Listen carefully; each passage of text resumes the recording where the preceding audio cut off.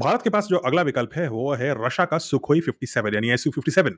Russia का 5th generation पीढ़ी का ये एक स्टेल्थ फाइटर जेट है जिसका डिजाइन, गतिशीलता और आकार ये सब मिल करके इसे बहुत ही खतरनाक फाइटर जेट बनाती हैं। लेकिन क्या ये भारत के कॉन्टेक्स्ट में और भारत की नीड्स के लिए एक व्यवहारिक, एक सस्टेनेबल ऑल्टरनेटिव है या नहीं है? चलिए इस पे जानते हैं।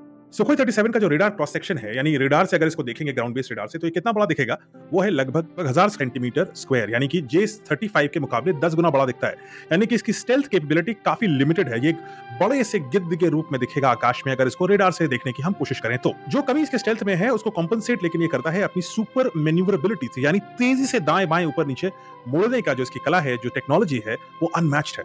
और वो इसलिए क्योंकि इसमें है थ्रस्ट वेक्टरिंग टेक्नोलॉजी, यानी कि इस टेक्नोलॉजी का इस्तेमाल करके ये जेट बहुत तीव्र कोणों पर तेजी से पलट सकता है। किसी क्लोज कॉम्बैट की सिचुएशन में ये एक चौंका देने वाली चाल चल सकता है। समझते हैं थ्रस्ट वेक्टरिंग क्या है? देखिए, जब कोई विमान होता है, स्पेशली कोई फाइटर जेट होता है, तो उसके विंग्स पर ऐसे सरफेसेस होते हैं जिनको वो चेंज कर सकता है, और इन्हीं चीजों को ऑल्टर करके, जिनको हम एलिवेटर्स और रडर्स बोलते हैं, कोई भी विमान दाएं बाएं या ऊपर नीचे उड़ सकता है। लेकिन थ्रस्ट वेक्टरिंग इस टेक्नोलॉजी से एकदम अलग है। वो उसके विंग्स के शेप को नहीं बदलती, वो इंजन के थ्रस्ट के एंगल को बदल देती है। यानी कि इंजन से जो धुआं पीछे की तरफ छूट रहा है, उसके डायरेक्शन को चेंज करके भी विमान तेजी से ऊपर नीचे आगे पीछे मुड़ सकता है। सुखोई 57 में ये टेक्नोलॉजी मौजूद है जो J-35 में नहीं है। एक और अच्छी बात यह है कि सुखोई 57 में हथियार बाहर नहीं लटकते हैं, विंग्स पे नहीं लगे होते हैं, बल्कि एयर फ्रेम के अंदर छुपे होते हैं, जिसकी वजह से उसको डिटेक्ट करना थोड़ा मुश्किल होता है, और यह भी जानना मुश्किल होता है कि विमान क्या पेलोड लेकर के आ रहा है। इसकी वजह से इसकी एयर ड्रैग भी कम होती है, और जिससे इसको स्पीड और फ्यूल एफिशिएंसी दोनों में एक इजाफा मिलता है। सुखोई 57 की जो अधिकतम गति है वो है लगभग मैक 2 यानी 2500 किलोमीटर प्रति घंटे से भी तेज, और स्टेल्थ विमान को अगर हम कंपेयर करें तो ये सबसे तेज स्टेल्थ विमान होगा। सुखोई 57 अपनी फुल रेंज में पाकिस्तान के किसी भी हिस्से में जाकर स्ट्राइक कर सकता है और बिना किसी रिफ्यूलिंग के वापस भारत लौट सकता है।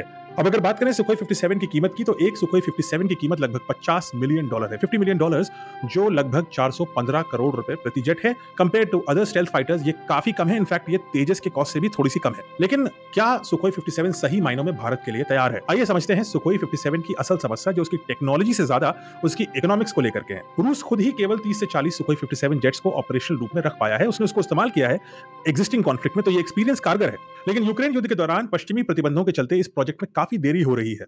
यानी अगर भारत आज सुखोई 57 चुन भी लेता है और ऑर्डर भी प्लेस कर देता है, तो हमें लंबा इंतजार करना पड़ सकता है। ऑफ कोर्स अगर यूक्रेन कॉन्फ्लिक्ट सॉल्व हो जाता है तो सुखोई 57 एक वायबल ऑप्शन बन सकता है। ये तो सच है कि सुखोई 57 एक शक्तिशाली लड़ाकू विमान है जो अच्छी कीमत पर उपलब्ध है, और रशियन टेक्नोलॉजी काफी रिलायबल है और इंडियन टेक्नोलॉजी से आसानी से इंटीग्रेट भी होती है। लेकिन भारत को तो तत्काल एक भरोसेमंद समाधान चाहिए। जब तक यूक्रेन कॉन्फ्लिक्ट चल रहा है, तब तक शायद सुखोई 57 की प्रोडक्शन कैपेबिलिटी को लेकर के एक बड़ा सवालिया निशान रहेगा रशिया की तरफ। शायद सुखोई 57 आज की डेट में उस स्तर पर नहीं है जहां पर भारत को आवश्यकता है। चलते हैं अगले विकल्प की तरफ।